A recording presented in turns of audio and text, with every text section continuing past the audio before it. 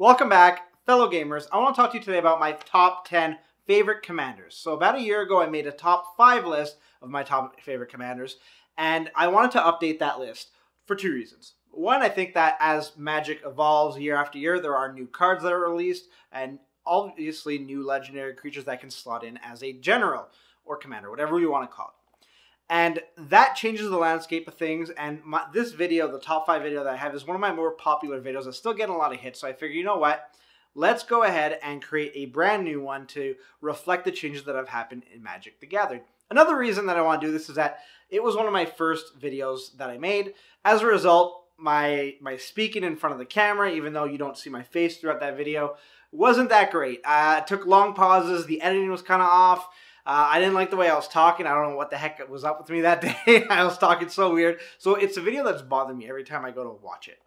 I'll still link to it because if you want to see what it was like and what my top 5 list was then, totally going to do that. However, in this list here, I'm going to focus specifically on favorite commanders. So that means, you know, they might not necessarily be the commanders that are the best or the most competitive to you. So don't look at this through a competitive lens. Really look at this through, these are the cards that I like playing with. And I'm doing this top 10 list as a new annual thing where I will keep updating the list, and I will actually show you the movement from year to year. So while I have a 5 list from last year turning into a 10 list this year, I'll still show the movement. So if a card dropped a few spots or a card went up a few spots, I will definitely say that. What I'm also looking at here, and one thing that you need to keep in mind, is that I don't play with a ban list, so I might mention a few cards that are banned.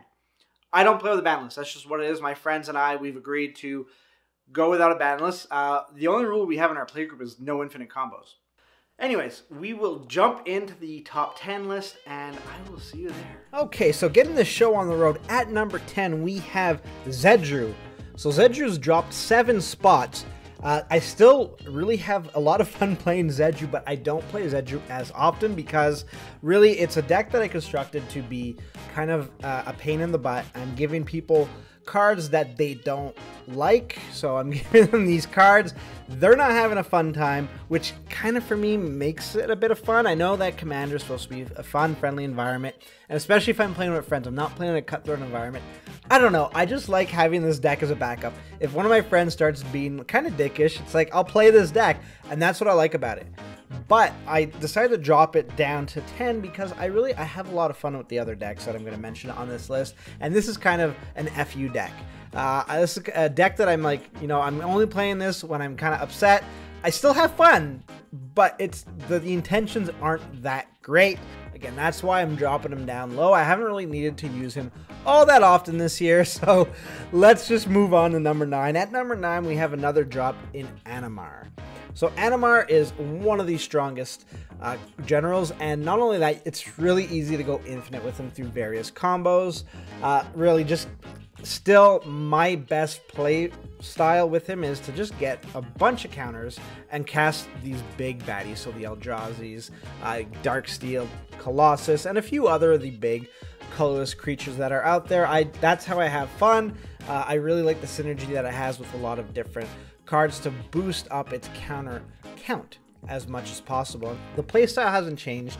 It's so consistent that I've not played it as much, so I've dropped it down to number 9. You know, dropping down 5 spots from 4 to 9 isn't that bad, but at the end of the day, it's again a situation where I'm just not playing it often enough. But at number 8, we have a new entry, and that is Sliver Queen. So Sliver Queen, I actually use this in 2 ways, and that's kind of why I cracked it in the top 8. The reason being is that, so I obviously run a Sliver tribal deck. That deck performs really well. Again, it's another consistent deck, but it's not a deck that I always bring up because it's so reliable that I don't really have that much fun playing it. I like the unpredictability of a game. I like the variance, and this really doesn't really provide that because I get my slivers out that I need to get out ASAP, and then from there I just move on and dominate the game. The other way that I use Sliver Queen is in a Super Friends deck. The Super Friends deck, I've had to drop down even a few more spots because I have 2 other generals now that I use primarily for my Super Friends decks. But whenever I need to run 5 color Super Friends, it's generally Sliver Queen. Now I use Sliver Queen mainly for the access to colors, but I run a creatureless Super Friends deck with the Sliver Queen.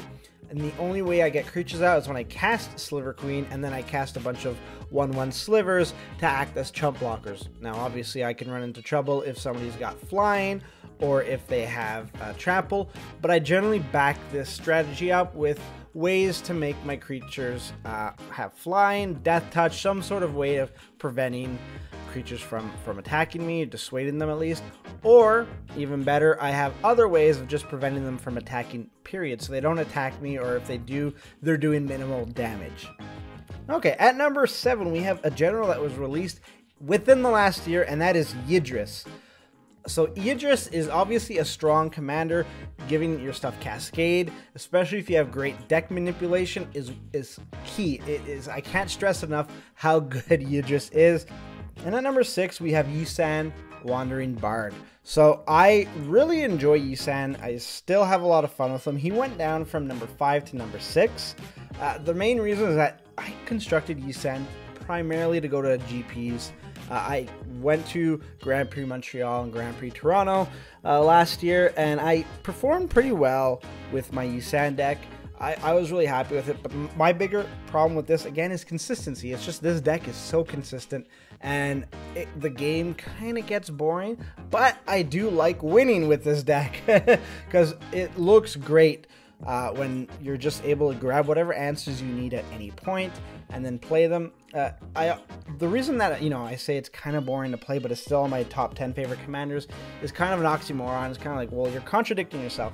Well, it's boring on a one-on-one situation, so if I'm playing one of my friends, it's kind of boring. And yeah, I know he's banned in dual commander, but when I play with 2 or 3 other people and they gang up on me and I'm still able to withstand their assault and win the game, that's where I have a lot of fun. So that's where the consistency pays off, and just being in a arch enemy environment essentially is what I really like about this deck, and that's why he's at number 6. That's why he's not off the list. If I'm playing a one-on-one, which sometimes happens, so sometimes my friends bail and I got one of my friends that show up, or I'm at one of my other friends' place and just happen to have him as a deck, I'll play with it. And I won't look back because, hey, it's still Commanders, still MTG. I'm going to play it, but I would have more fun with the top 5. Now, speaking of the top 5, we have 3 new entries. At number 5, we have Sense Triplets. So Sense Triplets is a card that I actually probably should have included last year. I probably would have bumped this off last year in favor of, Zedd Ruth would have gone off the list, and probably I've gotten a lot less flack for my list last year.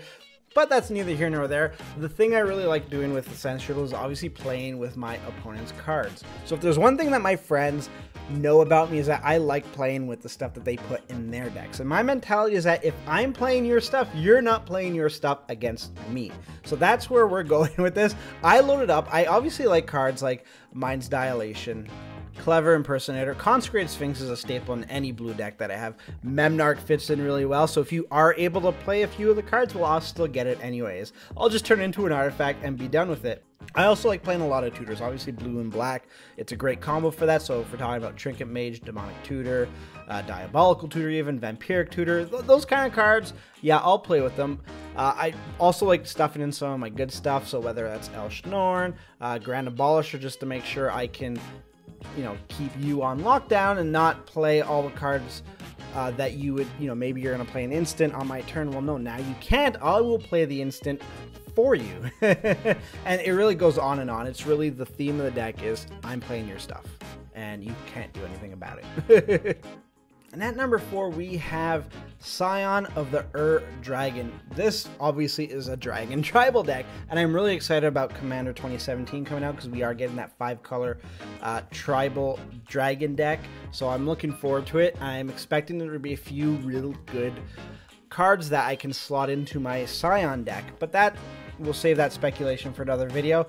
The cards that I really do in this, it's really load up my deck with awesome dragons. I attack with Scion, and if I can squeak through, I'll switch them into a card like Nicol Bolas, which to me is one of my favorite cards to swing into, change him into that, forcing my opponent to discard their hand.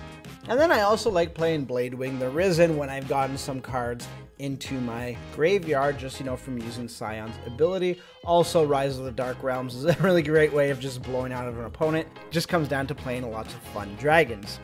At number 3, we have Atraxa. So Atraxa, yeah, I mentioned a Super Friends deck earlier. This is kind of my go-to Super Friends deck now. Yeah, I'm cutting out red, and that kind of sucks because I like playing not necessarily the mono red planeswalkers, because those aren't really that good, but I like playing planeswalkers that have red in them. So like, you know, Sarkhan, Nicol Bolas, and there's a few others that have been released lately that have a splash of red here or there. So I'm really missing out on those, like Xenagos and all that. It's unfortunate, but the power that Atraxa has is just, it's too strong. She is such a fun Super Friends deck to have piloted by her. Unless I really want to play red planeswalkers in a 5-color Super Friends deck, I'm going to choose Atraxa over the Sliver Queen each and every time. I've had really great memories with Sliver Queen, but I think at this point, in this stage of the game, Atraxa is my go-to. I'm hoping that maybe there's a way of us squeezing in another 5-color Planeswalker commander in the near future. I don't know how that would happen, but it's definitely something that's on the horizon. I kind of feel bad for leaving my red Planeswalkers out, but it's what it is. At number 2, no change from last year, is Carador Ghost Chieftain. So this is still another deck that is, not that it's consistent. I consistently win. I still haven't really lost. I think I've lost maybe 2 games since I first started playing with this deck when the original Commander sets came out. And it's as ever powerful as it was the day I built mine.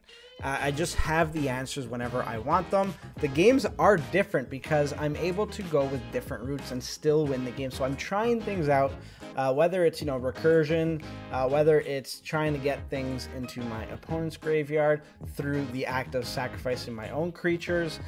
There's just a lot of ways that Carador goes down with my play group, and I rarely am at a loss to do something during somebody's turn, whether that's my turn or an opponent's turn.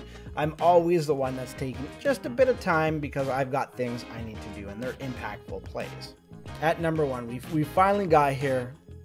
Has there been a new champion? Well, I'm here to say no. Narset is still at number 1. Why? Because I just have so much fun playing this deck. It's powerful.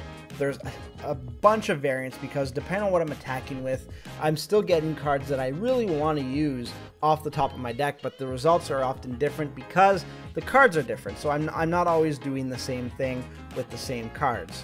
And Narset's another way for me to play 2 different decks with the same commanders. So I have a Jeskai Super Friends deck, which plays ridiculously well. Like, just flipping over, like, I've had multiple instances where the top 4 cards in my library were all Planeswalkers, flipping them over, and if I've already got a card like Teferi out on the battlefield, or I've got the Chain Veil, forget it. It's ridiculous how well this deck goes off.